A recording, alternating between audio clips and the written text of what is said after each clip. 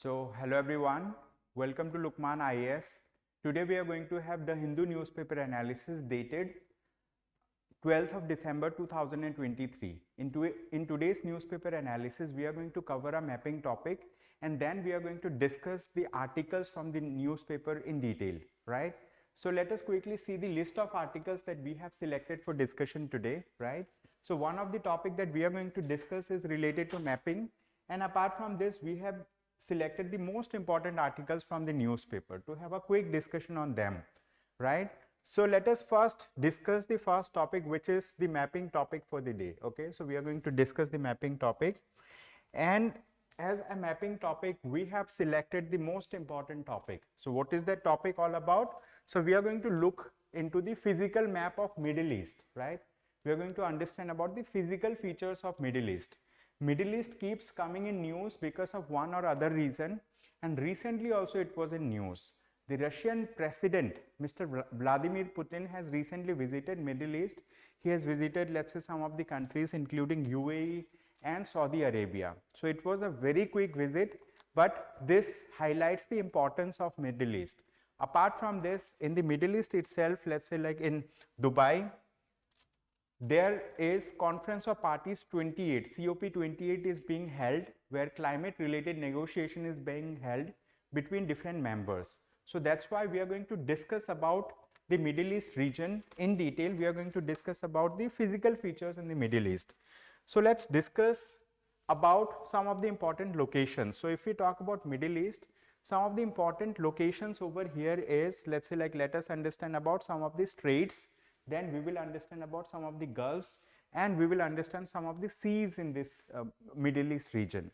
So when we talk about Persian Gulf, right, Persian Gulf.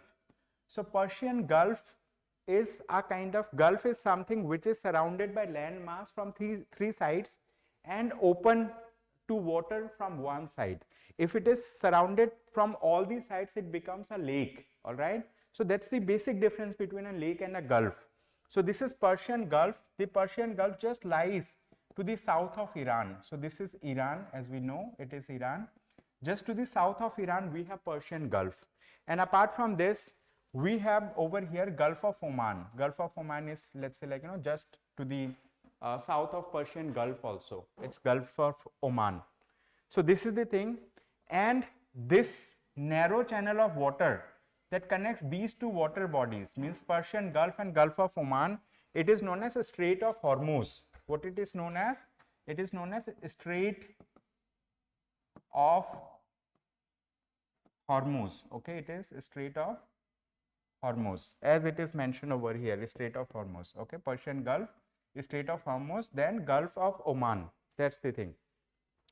Apart from this, let us understand some other gulfs, their locations. So we have Gulf of Aden, Gulf of Aden. So this is, let's say, the Arabian Peninsula. We can see just to the left of Arabian Peninsula, we have African continent, right? And between Arabian Peninsula and African continent, we have some, let's say, features like maritime features. One of them is Gulf of Aden, as we can see over here. Gulf of Aden is just to the north of the Horn of Africa, and it is south to Yemen over here, right? Then we have Red Sea, okay, Gulf of Aden, then we have Red Sea over here. And if we go little bit to the north of it, these places are very, very important from mapping point, okay, mapping point of view. So what are these regions that we are going to discuss? So we are going to discuss about the Gulf of Suez, Gulf of Aqaba.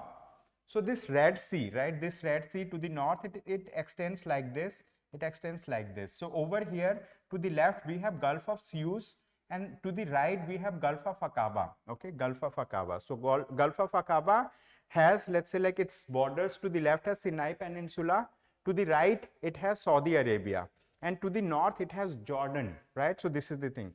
Gulf of Aqaba is very important location wise, then Gulf of Suez, and then we have Suez Canal. So this Suez Canal is a kind of man-made canal, and this is one of the most busiest sea routes in the world. So through this Suez Canal, huge number of ships pass through, right? These ships are generally cargo ships. They are, let's say like, maritime ships that carry lot of goods from one country to another. As we know, more than 90% of the trade that happens internationally between different countries, they happen through sea routes. Trades in goods happen through sea routes. That's why it becomes very, very important. Okay, so this is Suez Canal. So this Sinai Peninsula is associated with very important features. Why? To the south of Sinai Peninsula, we have Red Sea. To the right of Sinai Peninsula, we have Gulf of Aqaba. To the left of Sinai Peninsula, we have Gulf of Suez. Just to the northwest of it, we have Suez Canal. And Sinai Peninsula also is connected with Mediterranean Sea. And this region is the more important. Why? Because currently Israel-Palestine conflict is happening, right? So Israel is there, Palestine is there. Then let's say Israel shares its border with Jordan. It shares its border with, let's say, Egypt, right? Sinai Peninsula is part of Egypt itself. And it shares its border with, right? Israel shares its border with Lebanon. It shares its border with, let's say, Syria, right? Syria, Lebanon, Jordan, Egypt, like that. So we have understood all of it in previous discussions as well. So now, apart from these locations, let's go little north of it. North of it means, let's see Black Sea. Okay, Black Sea is located to the north of this Mediterranean Sea, and to the right of Black Sea we have Caspian Sea. This year Black Sea was in news. Why? Because Russia has come out of Black Sea Grain Initiative. That time it was in news, so you need to understand about it. Just to the north of Black Sea, we have Sea of Azov, as you can see here, as you can locate. To the east of Gulf Sea, this Black Sea, we have Caspian Sea and we have Aral Sea. Okay, so these are some of the seas. So basically, we located the maritime regions. So we know about Gaza Strip already. Tigris River is considered to be, let's say, like very important region in this particular Middle East region. Okay, Tigris River. So this is Tigris River, like that. So this is the thing. So in your free time, download this entire document, the PDF, from the description of the YouTube video, and then go through it. Okay, so that will help you to solve questions, mapping related questions in the prelims exam. So with this, let us understand about the first topic of the day. This topic is related to reservation. Recently, Bihar government has passed two bills, right? Two reservation bills, and both these bills have received assent from the governor. Means these two bills have become acts, and we are going to discuss about the details of these bills, right? So these bills that are passed by Bihar government, they, let's say, spur controversy as well. What kind of controversies? How it is related with, let's say, Mandal Commission recommendation, how it is related with Indira Sahni judgment. We are going to discuss all about it. Okay, so recently what has happened, Bihar government, as we discussed, has passed two reservation bills, and these reservation bills provide reservation to the local people of Bihar in admission in academic institutions and in government jobs. And this reservation is to the tune of 75%, means 75% reservation is being given by the Bihar government, right, to its, let's say, like, you know, to its citizens of Bihar, basically, like people who reside in Bihar.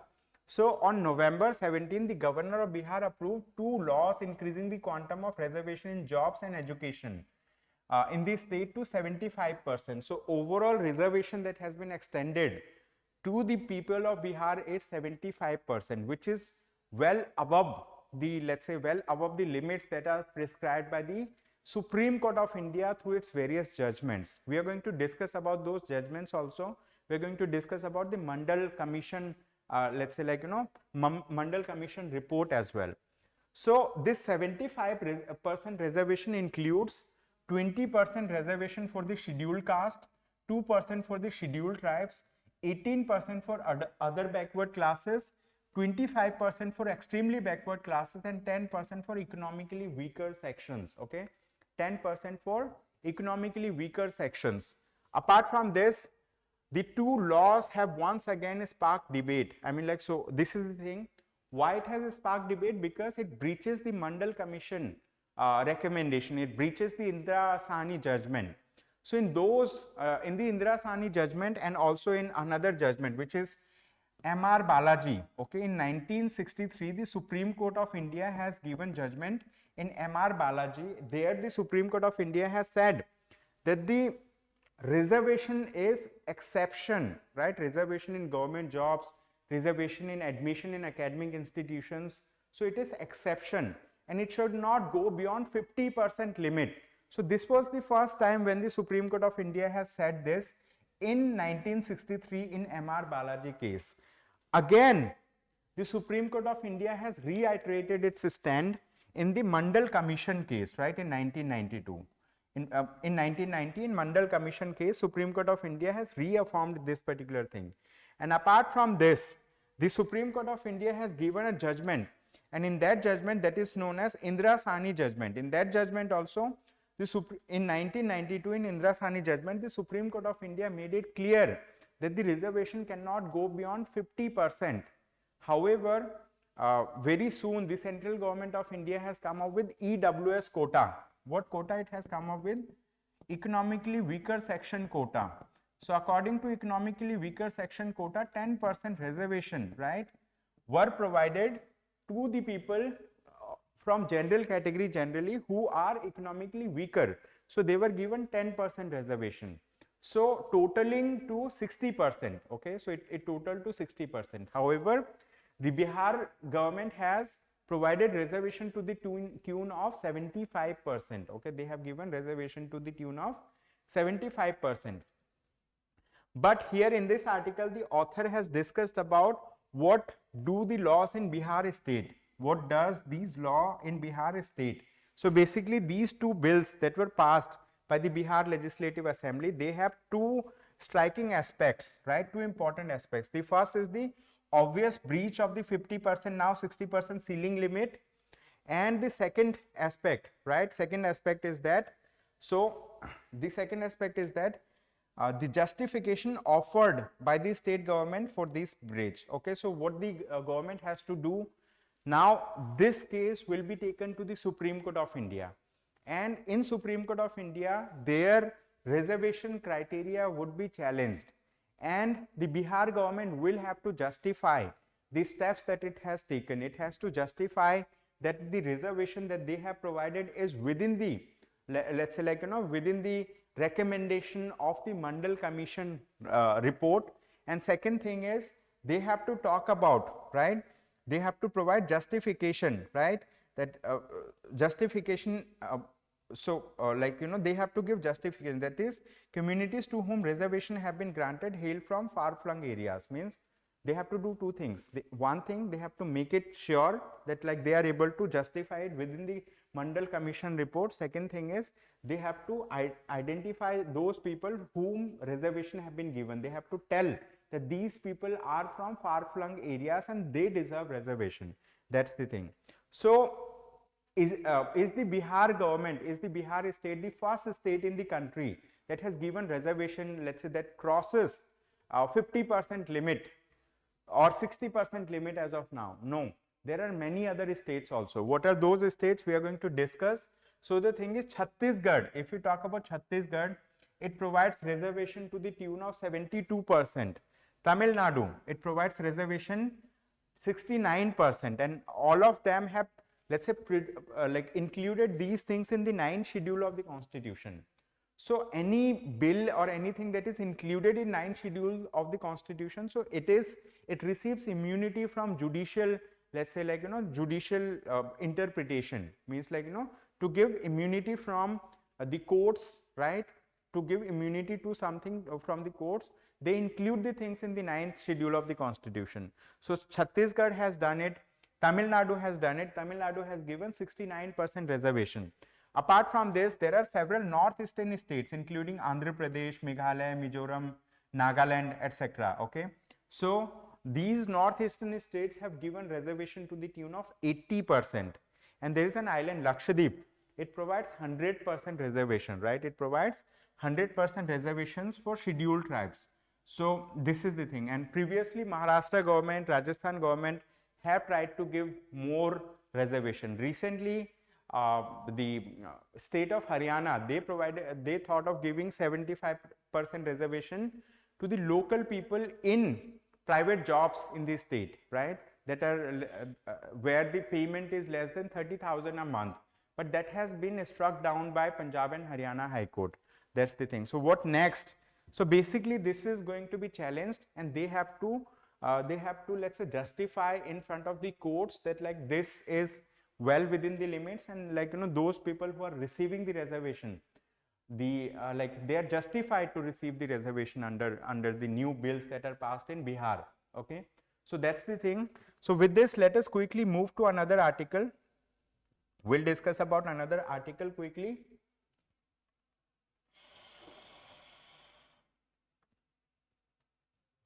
All right. So this is a new topic that we are going to discuss. It says, what are FSB's concerns about crypto asset intermediaries? Okay, what are FSB's concerns? So what is FSB? FSB stands for Financial Stability Board. Okay, FSB stands for Financial Stability Board. So it is a regulatory board in India that looks into the stability of the financial, let's say, sector in India, basically. Okay, so what they have done, they have recently taken an assessment. They have done an assessment of what?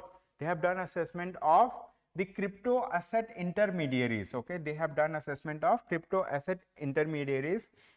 They are known as multi-function crypto asset intermediaries. In short, it is known as MCIs. Okay, so the Financial Stability Board has done an assessment of the multi-function crypto asset intermediaries, and they have identified that these multi-asset, let's say multi-function crypto asset intermediaries, what they are doing, they are not disclosing the details of their financial transaction. Their business model is less known by people. Since their business model is less known by people, so the thing is like they are not under proper supervision or proper regulation. So this Financial Stability Board has, let's say, like made a view that the local authorities from different jurisdictions, from different countries, should have the access, right, should have the access to these MCIs, multifunction crypto asset intermediaries, so that they will be able to have an oversight onto the function of these multi-asset crypto intermediaries. Why it is needed? It is needed for stability in the financial sector, because recently some organizations, for example, one of the organization is FTX, it has collapsed, and Binance, right, Binance you might have heard about, it was recently in news. So Binance was under regulatory oversight, and it has been applied huge amount of fine in the United States of America.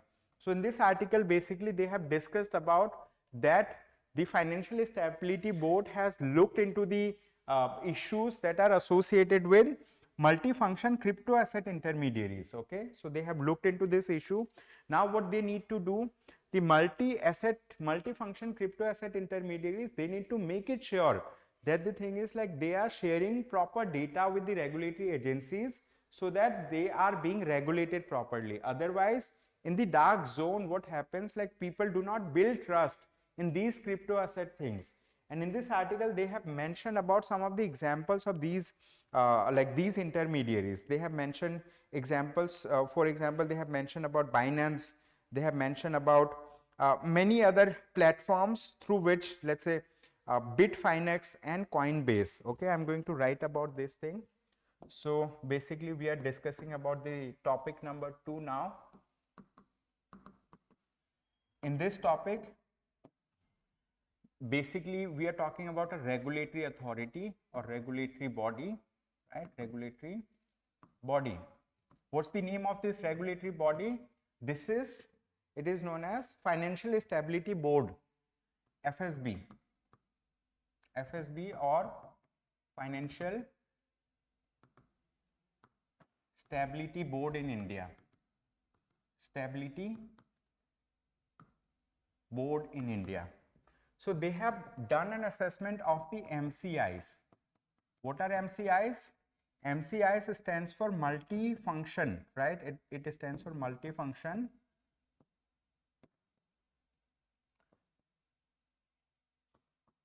crypto assets. Okay, multifunction crypto asset intermediaries.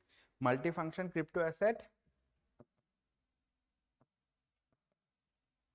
intermediaries. So what does these intermediaries do? basically they provide various kind of services that are associated with cryptocurrencies. Okay, they provide various kind of services that are associated basically with cryptocurrencies. As we all know, what are cryptocurrencies? Cryptocurrencies are the currencies that are based on blockchain network. Okay, they are based on blockchain network, right? That are based on blockchain technology basically. And the first cryptocurrency in the world is Bitcoin. Okay, first cryptocurrency in the world is Bitcoin. But the thing is, Bitcoin is not the only cryptocurrency. There are many different types of cryptocurrencies. Okay, so the thing is, recently FSB have understood that this multifunction crypto asset intermediaries are not sharing proper data with the local regulatory agencies, which is important, right? If they are not sharing the data, their transparency or their, let's say, like, soundness of their business will be not known. And if it is not known, so many of their business verticals are in dark. They are not being under proper oversight of the regulatory authorities. So that's why the Financial Stability Board has asserted that these crypto asset intermediaries, multifunction crypto asset intermediaries, should be properly regulated. And what are the examples of these multi-function crypto, crypto asset intermediaries? One of the example is, let's say, Coinbase. Its name is Coinbase. Second is Binance. All right. And third is, here they have mentioned another example. They have given many examples of these things. It is Bitfinex. Okay. The third is Bitfinex. This is the thing. Very short article. So here say that poor risk management and reports say may make it easier for insider to engage in misconduct that magnifies MCI vulnerability. So it says, the Financial Stability Board says that they are very much vulnerable. Their business model is not very stable. And why it is not being stable? Because like they are not sharing proper data with regulatory agencies. And if it is not stable, so all those people who are involved in, let's say, having their crypto asset, their assets in cryptocurrencies, so they are very much vulnerable. So it is very important that those people who are investing in crypto, so their investment must be protected, and for that they should be properly regulated. So this is what the Financial Stability Board has said in India. So with this, let us quickly move to another article. This article is again important. It says, harvest the Odisha story to ensure food security. So now let us understand about this particular topic. Okay, this is like our topic number 3.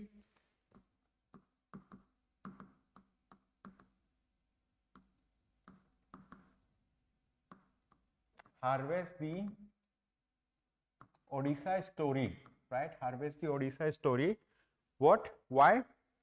So that what we can do, so that like we can have proper food security, to ensure food security.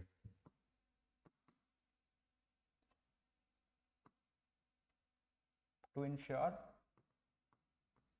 food security. Let's understand about this, right? So basically what has happened, the Odisha government, right? Odisha government, they have implemented, right? Odisha has implemented various government schemes, and these government schemes are for fostering food security in the state, right? Food security in the state. And the Odisha government was applauded by one of the agency which is known as United Nations Food and Agricultural Organization. Okay, United Nations Food and Agricultural Organization has applauded the effort of the Odisha government for food security. So food security is associated with a sustainable development goal, which is SDG 2, which says zero hunger. Okay, it says zero hunger. So Odisha government is working towards food security in a manner so that they can achieve the zero hunger sustainable development goal. As we all know, there are as part of sustainable development goals, there are 17 goals in all, and these goals have to be achieved from 2015 to the year of 2030. During this period, they have to achieve these goals. Okay, they have to achieve these goals. So Odisha government has recently implemented some of these schemes. One of these scheme is known as Kalia scheme. Okay, Kalia. So I'm going to write down the name of that scheme, Kalia, Kalia. So what is the full form of this scheme? It says Krushak Assistance for Livelihood. Okay, name of this scheme is Krushak Assistance for Livelihood. Krushak Assistance for Livelihood, right? And income augmentation. And income augmentation. Krushak Assistance for Livelihood and Income Augmentation. So this is one of the scheme of the Odisha government. It is a flagship scheme, and this scheme, let's say, focuses on providing benefit to the agricultural people, to the people who are working in agricultural field. So Odisha government has been able to, let's say, like, work on various field related to this, I mean, like, related to hunger related thing. So they have focused on disseminating scientific crop management. They have focused on let's say practices of conventional and digital extension, and they have worked on various issues related to this. Okay, they have addressed various issues. Now when we talk about the conference of parties that are being held, okay, so as of now the COP 28 is being held. So where is it being held? It is being held in Dubai. So this conference of party 28 is to the United Nations Framework Convention on Climate Change, okay, UNFCCC. So one of the most important mandate of this UNFCCC is to, let's say, reduce the climate change, reduce the global warming, reduce the pollution in the world. And so not only they have to do it, they have to do it in such a manner so that it is sustainable, right? So this is sustainable. So during this time, what has happened, that, like, food security in the world is worsening. Although one of the sustainable development goals strives to achieve zero hunger, but, like, in many countries across the world, they are facing more hunger, they are facing more hunger related issues. But Odisha government was earlier a total importer. I mean, like, they used to import food grains from nearby states. But after implementing some of these schemes in Odisha, what they have been able to do, they have been able to become a food surplus state, right? So now they produce to the tune of, right, they produce to the tune of around, let's say, like, 560 means, like, they produce huge amount of food grains which is surplus, right, which is more than what they need. Okay, this is the thing. So in this article the author says that Odisha government has focused on sustainability, they have focused on protecting, right, they have focused on protecting the food security of the people in this state. So they have focused on social protection and they have focused on resilience and sustainability. Finally, they have Odisha government has come up with climate change action plan. Okay, they have also come up with climate change action plan. They have come up with climate change action plan, and this climate change action plan has also produced to be good, like, it proved to be a good initiative of the Odisha government. So finally the authors say, with climate change threatening global food productivity, Odisha's effort in climate proofing its agricultural system have resulted in unique development model. So the thing is, the world, this United Nations Food and Agriculture Organization, they need to adopt the model that was developed in Odisha. So this is what they are saying. Okay, so harvest the Odisha story to ensure food security. This is the thing. So with this, let us now quickly move to another article. So this article is related to international relations. It's part of IR. It's related to GS paper 2 of the mains exam. Okay, it is related to GS paper 2 of the mains exam. Let's discuss about this topic. So in this article, they have discussed about decoding Putin's dramatic visit to the Gulf. So to understand this, this article, we need to understand one important factor, right? What is that factor? Is that, so this is article number 4, decoding Putin's decoding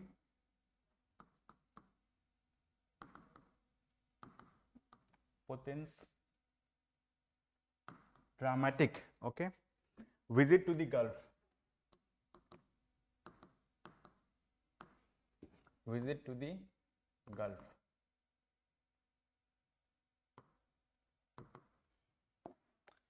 So now let us understand about Russia. Russia is the largest country geographically in Asia. Okay, geographically Russia is the largest country in Asia. And Mr. Putin, means like Mr. Vladimir Putin, is the president of Russia. Okay, he is the president of Russia. So the thing is, as we all know that Russia is in a state of war. What war? Now Russia-Ukraine war is happening. Okay, Russia-Ukraine war is happening, and this war is going on for more than a year now. Okay, it is going for more than a year, and Russia wants to topple the presidency of Ukraine. Means like, you know, they want to establish a different form of government which is having pro-Russia stance. Okay, so they want to do it. And since Russia involved itself into this kind of warfare, during that time Russian president did not go anywhere, did not have any international tour. And the thing is, many countries have come together. For example, United States of America and many other countries have come together, right? USA and many other countries have come together to expel Russia from a network which is known as SWIFT network. And after they have been expelled, right, so Russia started facing economic problems, okay, because it was not able to do trade in other currencies, like let's say like that they used to follow internationally. So SWIFT is a kind of messaging platform through which, let's say, transaction related information is shared. Since Russia came out of it, and USA has also put sanctions on Russia, okay, it has put economic sanctions on Russia, okay, they have done it. So this is the thing that USA has done. Now what has happened, the Russian president has not visited anywhere. So like he was, let's say, like inside Russia, he was, let's say, looking into the Russia-Ukraine war. But recently the president of Russia has visited Gulf, right? He has visited Gulf countries, especially he has visited United Arab Emirates and he has visited Saudi Arabia. Like he has met with the Prince of Saudi Arabia. So what was the purpose of this visit? Basically, we know about another war that is happening in another portion of the world, which is, let's say, like, you know, a war that is happening over here in this region, which is Israel-Hamas war, okay, or Israel-Palestine war. So in Gaza Strip, what is there in Gaza Strip? We have Palestinian people, but Israel is doing reckless attack on Gaza Strip, right? Israel is doing a reckless attack on Gaza Strip. So the president of Russia, he has visited these countries and he has, let's say, discussed about the war that is happening in Israel and Hamas, right? Between Israel and Hamas that is happening. Not only this they have discussed, they have also discussed about Gulf Cooperation Council. There is a Gulf Cooperation Council. So this Gulf Cooperation Council generally works related to oil export, okay? They work on oil export. And there is an organization which is known as OPEC plus, okay? It is known as OPEC plus, Organization of Petroleum Exporting Countries. So OPEC has some member countries that are mostly part of the Gulf region, but OPEC plus have extended members also. It has Russia, it has USA and all. So Russia has visited over there and Russia have sought support, let's say, from these countries, and Russia in turn has, let's say, given them assurance that Russia will support these countries, right, in their bid for having a kind of a status quo in oil export and oil production, okay? Why? Because in Dubai, what is happening? In Dubai, right, a kind of climate negotiation is happening related to Conference of Parties 28, COP28 is happening. So the thing is, there people are thinking that they are going to have a call related to phasing out of fossil fuels. But the thing is, like, this Russian president's visit seems that like it is going to, let's say, put a shadow on phasing out of fossil fuels from the Gulf, from the world, right? So this is the thing. So let us quickly see a map of the Gulf region. We are going to understand about the Gulf region. So let's understand about this. So basically this particular area, right, this is known as the Gulf region. Okay, Gulf region means Gulf countries are those countries that are part of, let's say, that are just near to the Persian Gulf, Gulf of Oman and all. So he has visited UAE, he has interacted with Saudi Arabia. So these are the countries.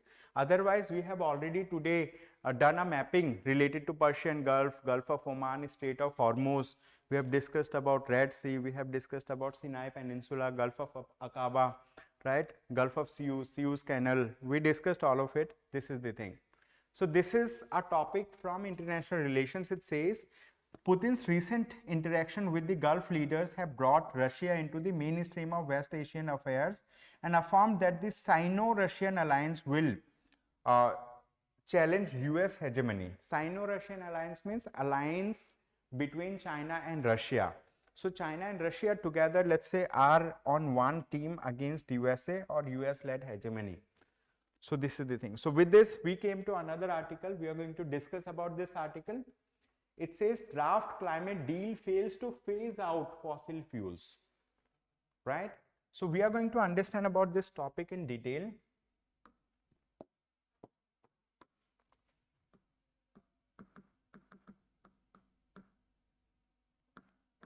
Draft climate deal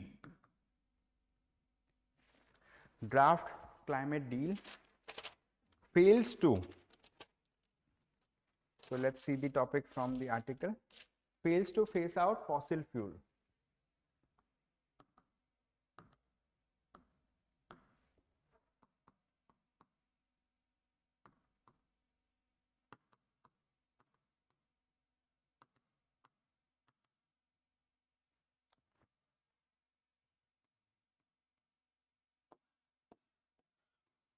So this topic is related to climate negotiations that are happening in Conference of Parties 28, and this Conference of Parties happens under the United Nations Framework Convention on Climate Change. It happens every year. Last year it has happened in Egypt, in Cairo, but this year the COP28 is happening in Dubai, right? It is happening in Dubai. So it is expected that these countries, the member countries of the UNFCCC, they will come together with a framework so that they can address the issue of global warming. Why global warming is important? Because the thing is, like earlier we had a Paris Agreement. What we had? We have a Paris Agreement. And this Paris Agreement was signed by different member countries in the year of 2015. As part of Paris Agreement, they have taken some climate, they have set up some climate ambitions, they have taken some goals. And the goals were to not let the global warming go beyond certain level as compared to pre-industrial levels. So like, you know, so when we talk about pre-industrial level, so basically we refer to the era of 1850s, okay, 1850s. So as compared to 1850s temperature, right, global temperature, till 2100. So we don't want to let the global warming go beyond 1.5 degrees centigrade, okay. So we don't want the global warming as compared to this particular time period to go beyond 1.5 degree by the end of this century. But the thing is, like, this is one of the ambitious target. But if it is not met, they have set another target that we will definitely not let the climate, you know, like global warming to go beyond 2 degrees centigrade. Why it is needed? Because with the global warming, what is happening? Glacier is retreating. Since glaciers are retreating, it is leading to increase in the sea level. If sea level is increasing, means like, you know, rise in water in the seas is happening. So it has the potential of submerging those nations that are island nations. So island nations are at the verge of, let's say, existential crisis, okay. And recently the World Meteorological Organization, WMO, World Meteorological Organization, has come up with a report, and they have come up with a report that talked about from 2011 till 2020 what has happened every year, right? Every year 1 meter of glacier retreated. Okay, 1 meter of glacier retreated. So this is a very grim picture. For example, let's say like, in the earth, in the northern pole and in the south pole, we had, let's say like, deposits of ice. And the thing is, this deposit of ice is retreating by 1 meter per year. Means like, their thickness is going down by 1 meter per year. So this is a very, very grim picture. Means like, global warming, it is happening because of global warming. And global warming happens, why? Global warming happens because of what? Release of greenhouse gases. And one of the most potent greenhouse gases, CO2, carbon dioxide. Okay, one of the most potent greenhouse gases, carbon dioxide. Apart from this, we have carbon monoxide, we have chlorofluorocarbons, CFCs, etc. So these are greenhouse gases, chlorofluorocarbons, hydrofluorocarbons, the gases that we use in refrigerators. So they have the potential of, let's say, like, increasing the global warming. And with global warming, the temperature changes are happening and climate related lot of hazards are happening. Okay, so this is the thing. So under Paris Agreement, basically different countries have taken this pledge that we will not let the global warming go beyond 1.5 degrees centigrade as compared to pre-industrial level, and we will maintain this thing by the end of this century. But the thing is like, it is, the climate change is nearing 1.5 degrees centigrade. That's a very, that's a difficult thing to understand. But the thing is, if it is nearing, will it be possible to keep it below 2 degrees centigrade? That's also, let's say, very difficult to say, because these member countries of the United Nations Framework Convention on Climate Change, they could not come together to take a pledge to phase out fossil fuels, right? We know fossil fuels are responsible for greenhouse gas emissions, and there can be many reasons for it. There can be because of solidarity among those member countries that are oil exporting countries, that are, let's say, fossil fuel producing countries, and it can be because of those countries also that are dependent on fossil fuels. For example, if we talk about India, if we talk about China, they are using fossil fuels, but they are not willing to phase out fossil fuels because it is not possible in the short run to directly phase out the fossil fuels. This is another, let's say, issue. So with this, let us now move to another article. This article is important. Yesterday, the Supreme Court of India has given a, let's say, verdict. It has given a judgment on Article 370 of the Constitution of India. Okay, it is related to Article 370 of the Constitution of India.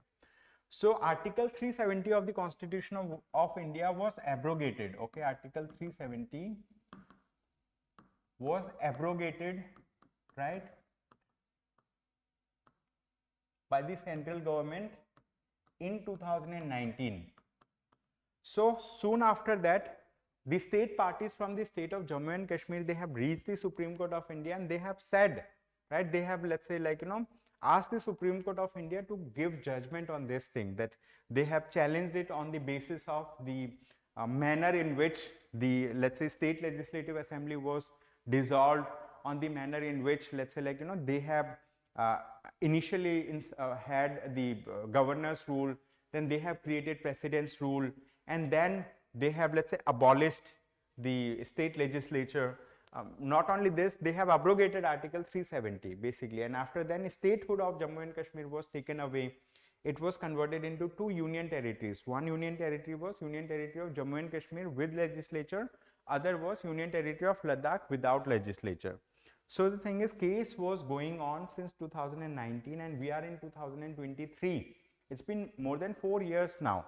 So now what has happened, the Supreme Court of India has given verdict, and Supreme Court of India has upheld the repeal of Jammu and Kashmir's special status. Okay, so court says President validity exercised, the President validly exercised power in removing special privileges under Article 370.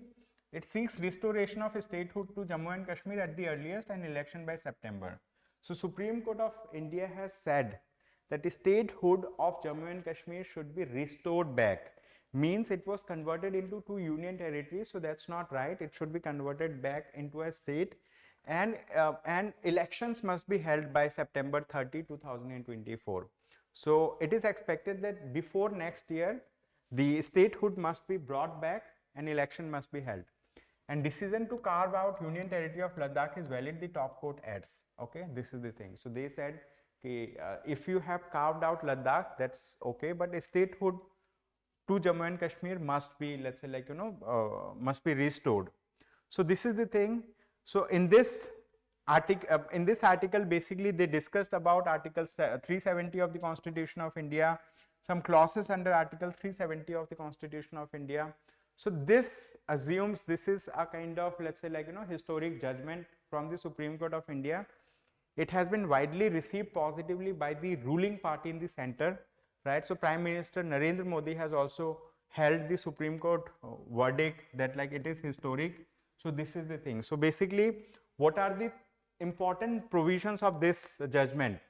So Supreme Court of India said that Jammu and Kashmir does not have any internal sovereignty different from other states, and its status under Article 370 is only a form of asymmetric federalism. So Supreme Court of India said that they do not have any internal sovereignty, these Jammu and Kashmir. Okay, this is one thing.